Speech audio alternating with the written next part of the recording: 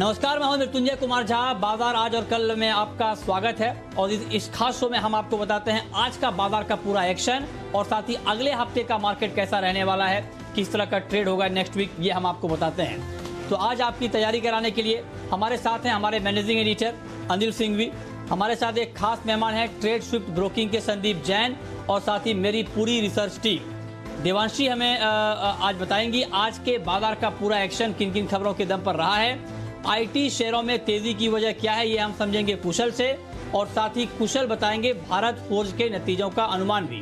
वेदांता के डीलिस्टिंग को मंजूरी मिल गई है, लेकिन अब आगे क्या ये जानेंगे संदीप से और मानसी बताएंगी अगले हफ्ते के ट्रिगर्स। लेकिन सबसे पहले देख लेते हैं आज बाजार में किस तरह का ट्रेड रहा है, किस तरह का कारोबार रहा है। जुलाई सीरीज की शानदार शुरुआत हुई है। दिन भर उतार चढ़ाव के बाद आखिरी घंटे में बाजार में अच्छी तेजी रही। निफ्टी 1% की मजबूती के साथ 10,400 के करीब बंद हुआ। सेंसेक्स भी ट्रिपल सेंचुरी लगाकर 35,000 के पार बंद होने में कामयाब रहा। बैंक निफ्टी आधे % की मजबूती के साथ 21,600 के बेहद करीब जाकर बंद होने में कामयाब रहा। और अब आपको बताते हैं कि आज के मार्केट में विदेशी निवेशकों ने और घरेलू निवेशकों ने कितनी खरीदारी या बिकवाली की है। तो एफआईआईज यानी विदेशी संस्थागत निवेशकों ने कैश मार्केट में 753 करोड़ रुपए की बिकवाली की है। वहीं डीआईआईज यानी घरेलू संस्थागत निवेशकों ने 1304 करोड़ रुपए की खरीदारी की है।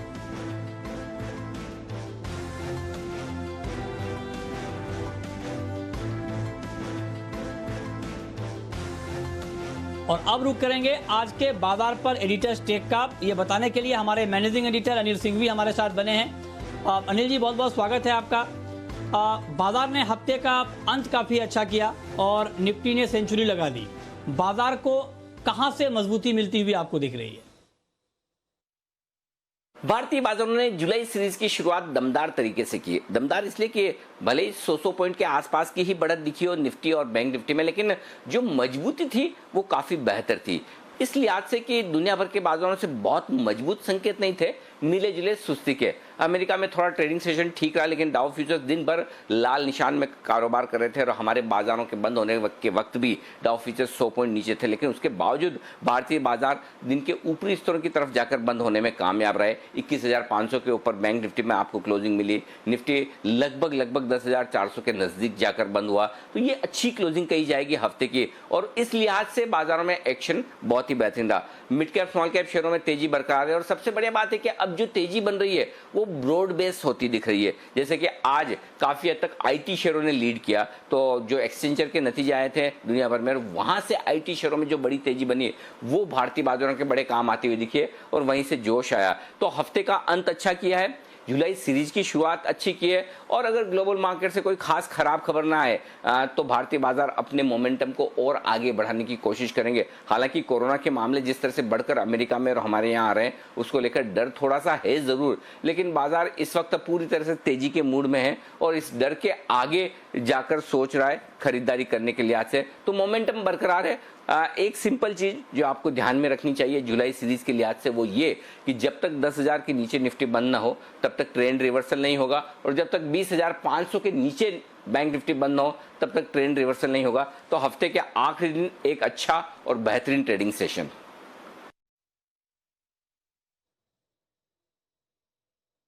ओके, ठीक है। लेकिन अब सवाल ये है कि आज के मार्केट में कौन कौन सी ऐसी खबरें थी और उन खबरों के दम पर किस किस सेक्टर में एक्शन दिखा है, ये बताने के लिए देवांशी हमारे साथ जुड़ी हैं। देवांशी, बताइए। बिल्कुल मृत्युंजय, आप देखिए आज के दिन अगर बाजार की बात करें, सीरीज का पहला दिन था और हमने देखा कि सुस्त आज कारोबार होता हुआ दिखा। ना ज्यादा बढ़त आती हुई दिखी, ना ज्यादा गिरावट आती हुई दिखी, लेकिन इसके बावजूद हरे निशान में आज बाजार बंद होते हुए दिखे। जैसे कि हम सब जानते हैं कि आज आईटी सेक्टर लीड करता हुआ दिखा था एसेंशियल के नंबर्स के चलते, लेकिन इसके अलावा आज बैंकिंग स्टॉक्स में भी अच्छी एक्टिविटी बनती हुई दिखी। स्पेशली सेकेंड हाफ में आखिरी 1 घंटे में हमने अच्छी गेन्स आते हुए दिखे थे। सबसे पहले अगर मैं निफ्टी गेनर्स की बात करूं तो उसमें Infosys, BPCL, IOC, IndusInd bank, ONGC जैसे स्टॉक्स शामिल होते हुए दिखे। और वहीं लूजर्स की बात करें तो इस सूची में Bajaj finance, ITC, Infratel, Kotak Mahindra bank, Tata Motors, ये सारे स्टॉक्स थे जहां पे लाल निशान के साथ ट्रेड होता हुआ दिखा। और यहाँ पे कुछ ऐसे स्टॉक्स थे जहां पे मुनाफा वसूली भी आती हुई दिखी थी। आईटी स्टॉक्स में आप देखिए हेवी वेट्स के चलते भी काफी अच्छा एक्शन बनता हुआ दिखा। Infosys, HCL Tech, TCS, Wipro, ये सारे स्टॉक्स में अच्छा एक्शन था। मिड कैप आईटी स्टॉक्स जैसे कि एनआईटी टेक, यहाँ पे अच्छा एक्शन बनता हुआ दिखा। विप्रो में अच्छी खरीदारी आती हुई दिखी थी। इसके अलावा आप देखिए और आज के दिन में जो बैंकिंग स्टॉक्स है यहाँ पे भी अच्छे गेन्स थे, लेकिन सरकारी बैंक्स जैसे कि यूको बैंक नंबर्स आने के बाद अच्छा रिएक्ट करता हुआ दिखा। डबल डिजिट गेन्स हमने इस स्टॉक में भी देखे हैं और अच्छे वॉल्यूम्स के साथ खरीदारी आती हुई दिखी। Central bank, IOB, bank of India, Indian bank, ये सारे कुछ स्टॉक्स थे सरकारी बैंक्स जहाँ पे गेन्स आते हुए दिखे। निजी बैंक्स में भी हमने देखा अच्छा एक्शन बनता हुआ दिखा था आखिरी 1 घंटे में।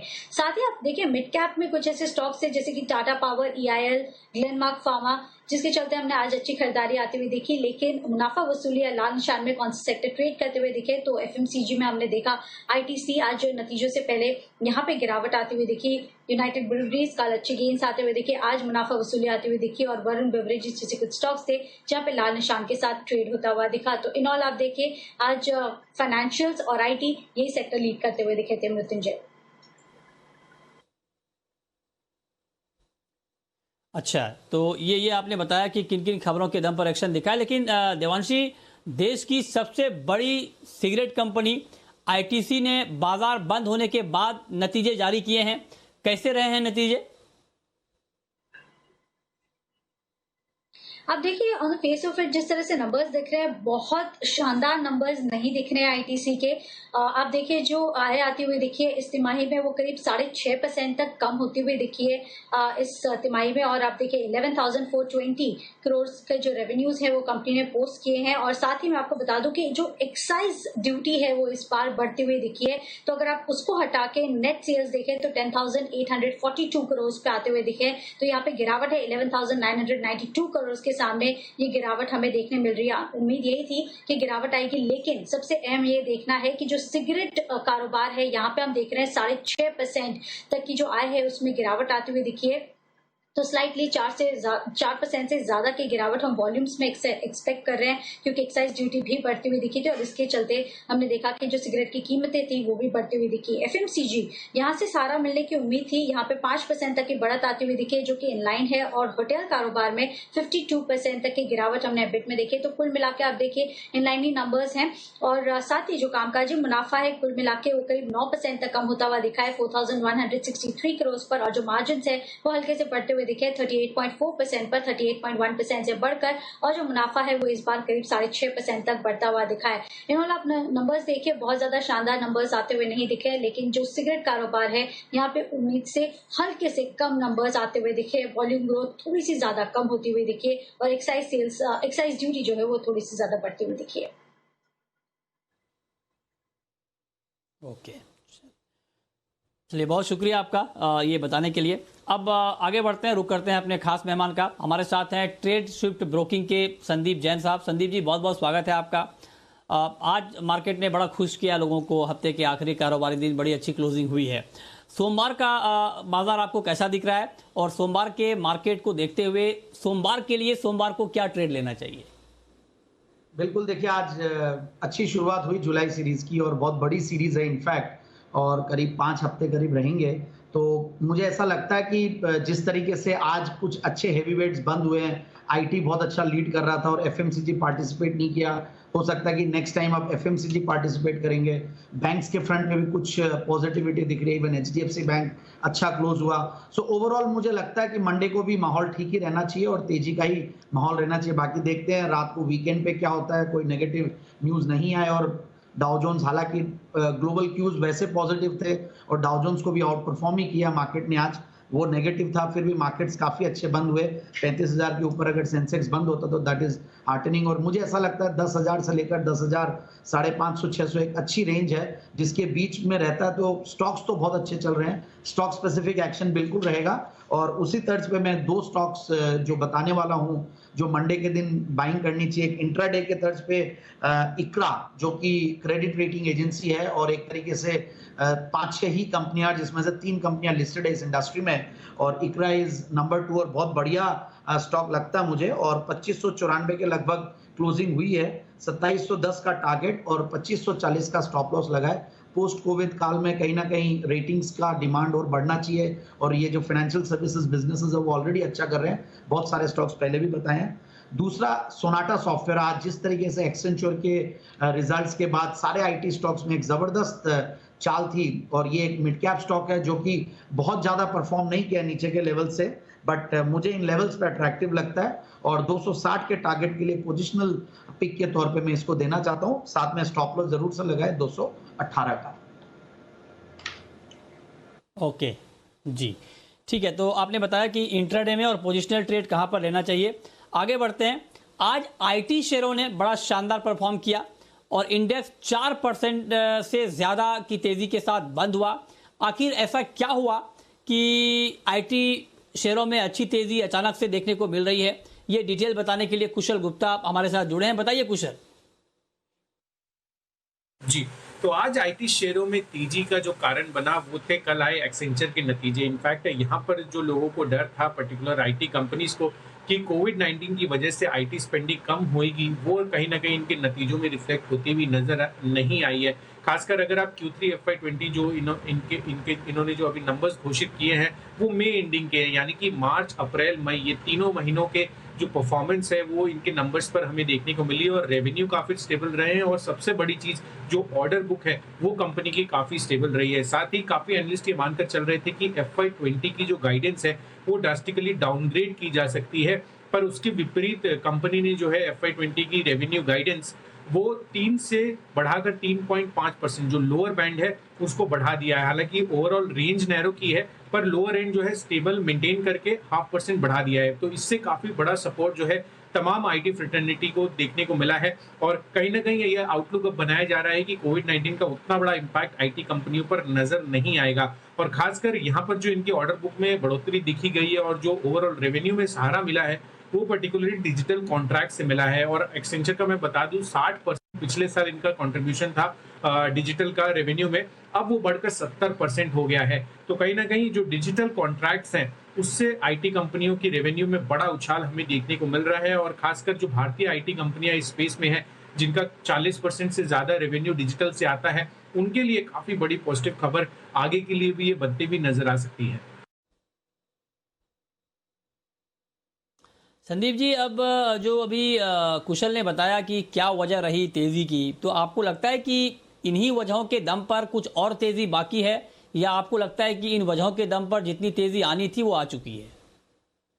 नहीं, ऐसा लगता है कि और भी तेजी आएगी। और सबसे बड़ी बात है कि पिछले 3 महीने में जब से लॉकडाउन हुआ मार्च की 23-24 तारीख से, जब भी चैनल पे स्टॉक्स रेकमेंड किए, भले इस शो में हो या मॉर्निंग शोज में, आफ्टरनून शोज में, आईटी, फार्मा, एफएमसीजी इन पे बहुत फोकस रहा, और पर्टिकुलरली ऑनलाइन थीम के ऊपर बहुत फोकस रहा है। मेरा भी रहा और हमारे साथ के सारे ही पैनलिस्ट का रहा है। और मुझे लगता है जो डिजिटलाइजेशन जो थीम है वो आगे भी चलने वाली है। और सबसे बढ़िया बात है यहाँ पे एक वैल्यूएशन कंफर्ट भी मिलता है, क्वालिटी का कंफर्ट मिलता है। TCS, Infosys, HCL Tech Mahindra, ये सारे स्टॉक्स बहुत बढ़िया लगते हैं। इवन विप्रो, इनफैक्ट नए मैनेजमेंट के बाद जो नई पोजीशन पे MD आए हैं उस सब के बाद मुझे बहुत बढ़िया लग रहे हैं। सो ओवरऑल, और डिजिटाइजेशन जो डिजिटल का जो रेवेन्यूज है उस पे ये सारी कंपनियां काफी फोकस कर रही है। आज देखिए आप, इन्फोसिस और TCS ने तो जबरदस्त मूव्स दिए और बहुत बड़े कंट्रीब्यूटर थे। तो आने वाले दिनों में ये मिड कैप आईटीज में भी आज NIIT टेक जो कि बहुत अच्छा चला, सुबह भी आज हमारे को पैनलिस्ट ने, राकेश जी ने, कुणाल जी ने भी दिया था और बहुत जबरदस्त गेनर रहे।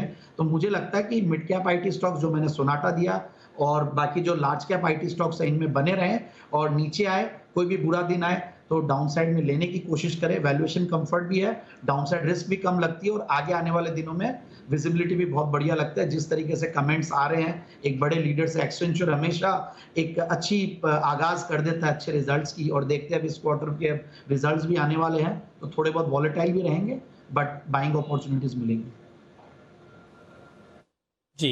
जी, आगे बढ़ते हैं और रुक करते हैं अगली खबर का। वेदांता के डीलिस्टिंग प्रस्ताव को शेयर धारकों ने मंजूरी दे दी है, लेकिन अब आगे की क्या प्रक्रिया होगी, पूरी प्रक्रिया बताने के लिए संदीप ग्रोवर हमारे सहयोगी हमारे साथ बने हैं। संदीप, बताइए।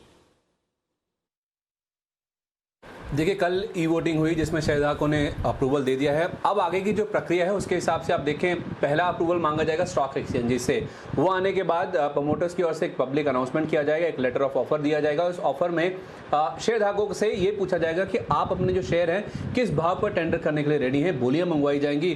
फिर जब वो बोलियां आ जाएंगी तब प्रमोटर्स के पास ये राइट है कि उस भाव को वो सहमति दें या ना दें, मंजूर करें या ना करें। तो दो केस बनते हैं कि प्रमोटर्स वो प्राइस जो है, बोलियां जो हैं, उनको एक्सेप्ट करते हैं या नहीं करते हैं। पहला केस देखते हैं, अगर वो सहमति दे देते हैं तो जाहिर सी बात है फिर तो कोई दिक्कत ही नहीं है, आपके पास पैसा आ जाएगा, उनको शेयर मिल जाएंगे, डीलिस्टिंग हो जाएगी, प्रक्रिया पूरी हो जाएगी। फर्ज कीजिए जो भाव मिलते हैं, बोलियां मिलती हैं प्रमोटर्स को, वो अगर एक्सेप्ट नहीं करते हैं, उसे मंजूर नहीं करते हैं, तो फिर उनके पास विकल्प ये है 2 दिन के अंदर उनको एक काउंटर ऑफर देना होगा।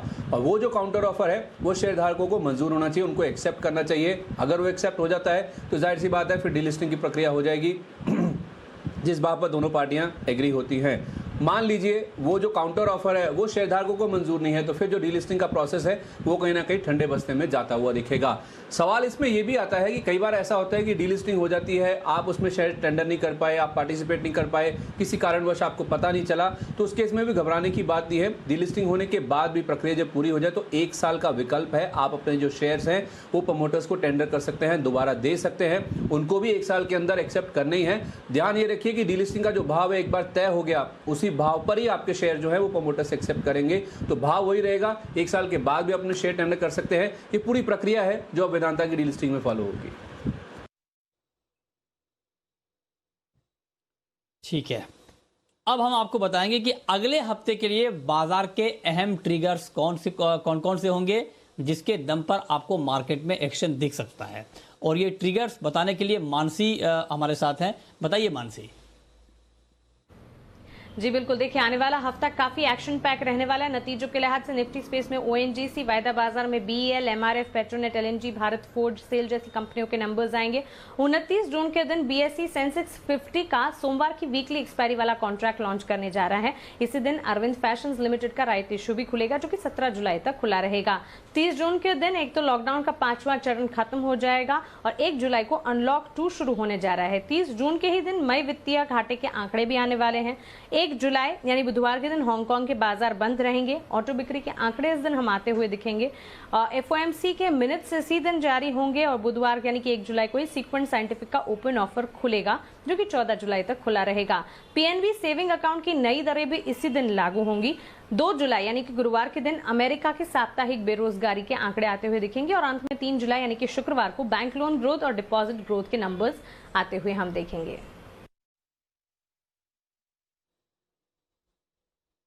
ठीक है, और अब हम रुक करते हैं हमारी खास पेशकश का, शर्मा जी के ऑप्शन का।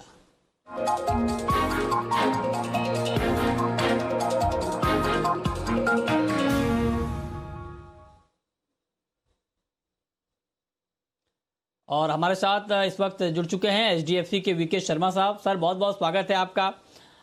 मंडे को सर बताइए आपके हिसाब से ऑप्शन के जरिए कहां पर ट्रेड करना ठीक रहेगा। जी नमस्ते मृत्युंजय, आपको और आपके सभी दर्शकों को। मैरिको एक ऐसी कंपनी है जो अच्छा जिसने क्लोज दिया है अभी, और 350 रुपए का कॉल मैं सजेस्ट करूंगा 12 रुपए 35 पैसे लेने के लिए। इसका स्टॉप लॉस रखें 9.5 रुपए का और टारगेट आपका रहेगा 17 रुपए 50 पैसे। तो यहाँ पे आपको करीब 50% जैसा रिटर्न आपको यहाँ पे अपने ऑप्शन प्राइस में आपको मिल सकता है। तो ये मैरिको और सुबह के लिए, सोमवार सुबह के लिए, और ऑब्वियसली ये कहना पड़ेगा ये वीकेंड है और इस बीच में अगर अनिल जी सुबह मोहर लगा देते हैं सोमवार को तो ये करें, अगर मना करते हैं इस कारणवश तो ये ऑप्शन न लें। और अब वक्त है ये जानने का कि अगले हफ्ते के लिए आपकी स्ट्रेटेजी क्या होनी चाहिए, और ये बताने के लिए हमारे मैनेजिंग एडिटर अनिल सिंघवी हमारे साथ बने हैं। अनिल जी, अगले हफ्ते और खास करके मंडे के लिए क्या स्ट्रेटेजी बाजार में होनी चाहिए? सोमवार को जब हम कारोबार के लिए लौटेंगे तो 2 दिनों तक क्या कुछ खबरें दुनिया भर में और भारतीय बाजारों में आती है वो देखने लायक होगी, और उन खबरों में सबसे ज़्यादा अहमियत होगी स्टॉक स्पेसिफिक ढेर सारे नतीजों का एक्शन जो आज बाजार बंद होने के बाद वीकेंड पर और सोमवार को आने वाले हैं। इन तमाम कंपनियों के नतीजों पर बाजार की नज़र रहेगी। हालांकि भारतीय बाजार उम्मीद करके मानकर ये चल रहे थे कि अमेरिका में बहुत मजबूत ट्रेडिंग सेशन ना हो, क्योंकि डाउ फ्यूचर्स 100 पॉइंट नीचे थे, लेकिन अगर अमेरिका में थोड़ी भी रिकवरी आती है तो हमारे बाजारों के लिए सोमवार के लिए बड़ा जोश भरने वाली होगी। और उसके ऊपर अगर डाउ फ्यूचर्स हरे निशान में हो तो कहने ही क्या, फिर से 10,500 10,550 की तरफ निफ्टी बढ़ सकता है। नीचे की तरफ 10,200 10,250 के आसपास मजबूत सपोर्ट है सोमवार के लिए, तो 10,200 10,250 सपोर्ट, 10,500 10,550 ऊपरी रेंज ये मानकर चल सकते हैं। जहां तक बैंक निफ्टी का सवाल है, 21,000 के आसपास आप मजबूत सपोर्ट मानिए, 20,900 21,000 ये मजबूत सपोर्ट के तौर पर काम करेगा। ऊपरी स्तर पर 22,000 22,500 ये रेंज है जहां पर मुनाफा वसूली आपको आती हुई दिखेगी। ऊपर की रेंज थोड़ी सी बड़ी है, और छोटी करना चाहें तो 22,250 22,450 ये मानकर आप चल सकते हैं, जहां पर अगर बैंक निफ्टी पहुंचा तो प्रॉफिट बुकिंग आती दिखेगी। ट्रिगर्स पूरी तरह से नॉन है, अभी तक कोई अननोन ट्रिगर्स ऐसा दिख नहीं रहा। अगर वो आया तो अलग बात है, अदरवाइज बाजारों में जो तेजी का मोमेंटम है, बाय ऑन डिप्स की रणनीति है, कैश मार्केट के स्टॉक्स का एक्शन है, ये बरकरार रहेगा, ये आप निश्चिंत होकर चल सकते हैं। तो ओवरऑल रुझान अभी तक सारे ठीक हैं, और सोमवार को अगर कहीं किसी तरह की खराब खबर ना आए तो हम और ऊंचाइयों के लिए 10,500 की तरफ जाने को तैयार हैं, 22,000 की तरफ बैंक निफ्टी पर जाने के तैयार हैं, तो और यहाँ से मजबूती बढ़ सकती है। ओके, बहुत शुक्रिया आपका ये बताने के लिए कि मंडे के लिए और ख़ास करके पूरे हफ्ते के लिए किस तरह की रणनीति मार्केट में काम करेगी। और अब वक्त है ये बताने का कि मंडे को आपको ऑप्शन के जरिए और कहां पर कमाई के मौके मिलेंगे।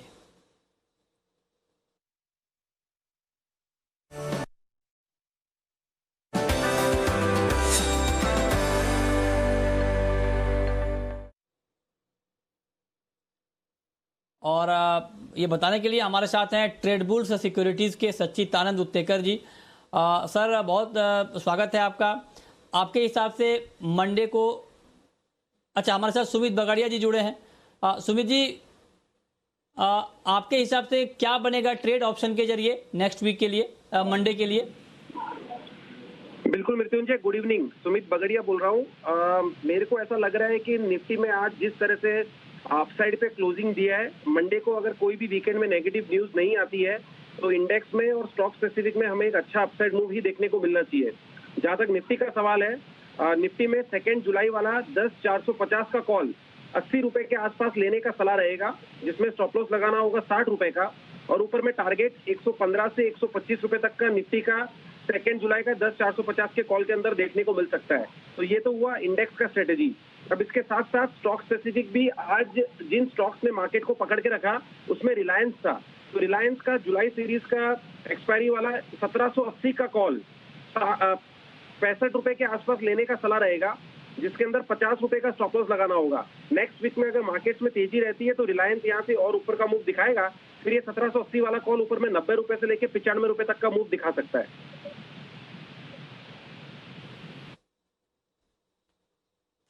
अच्छा, ठीक बात है, ये आपने ऑप्शन का ट्रेड बताया है, लेकिन लॉन्ग टर्म के लिए निवेश का मौका कहां पर मिलेगा नेक्स्ट वीक?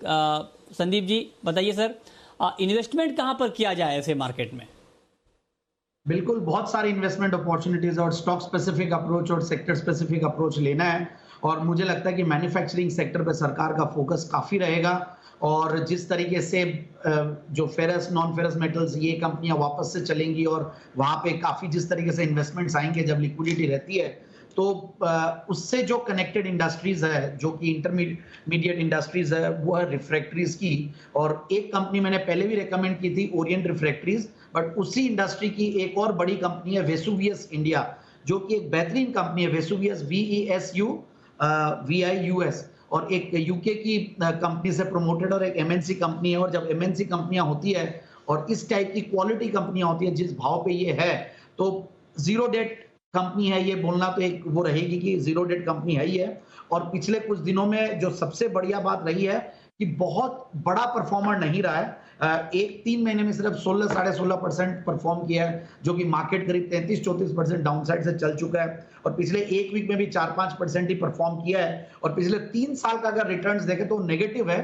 तो मुझे लगता है कि जब डाउनसाइड रिस्क कम हो और मार्केट में मोमेंटम हो तो बिल्कुल ये स्टॉक चलेंगे। और सबसे बढ़िया बात है, मुझे फंडामेंटल्स बहुत बढ़िया लगते हैं। पी मल्टीपल काफी सस्ता है, 20-21 के पी मल्टीपल में एक जीरो डेट कंपनी जो कि 10-11% की ग्रोथ से ग्रो कर रही हो, भले वो कैगर नेट प्रॉफिट का हो या सेल्स का हो, रिटर्न ऑन कैपिटल एम्प्लॉयड करीब 21% है। तो मुझे ये कंपनी में सबसे बढ़िया बात लगती है कि इस इंडस्ट्री में 3-4 ही लिस्टेड अच्छे प्लेयर हैं, जैसे कि मैंने ओरिएंट रिफ्रैक्टरीज जो कि रिसेंटली मैंने रेकमेंड किया था चैनल पे, और करीब 15-20% वो भी चला था। और अब ये स्टॉक यहाँ से आराम से आने वाले दिनों में 1090 से लेकर 1130 का टारगेट दिखा सकता है। तो बिल्कुल इस स्टॉक को ले 6 से 9 महीने की अवधि के लिए। क्वार्टरली रिजल्ट्स भी ठीक ठाक थे, सो ओवरऑल सब पैरामीटर्स पे मुझे ये काफी सेफ और अच्छा इन्वेस्टमेंट लगता है। ठीक है, तो ये लंबे समय का निवेश आप कहाँ पर कर सकते हैं ये आपको संदीप जी ने बताया। बहुत शुक्रिया संदीप जी आपका, सुमित जी आपका, साथ ही मेरी पूरी रिसर्च टीम का ये बताने के लिए कि आज का बाजार कैसा रहा, किस तरह का ट्रेड हुआ, किस तरह का एक्शन रहा, और अगले हफ्ते का मार्केट, खास करके मंडे का मार्केट कैसा रह सकता है, कहाँ पर कमाई के मौके बन सकते हैं। तो फिलहाल इस बुलेटिन में इतना ही।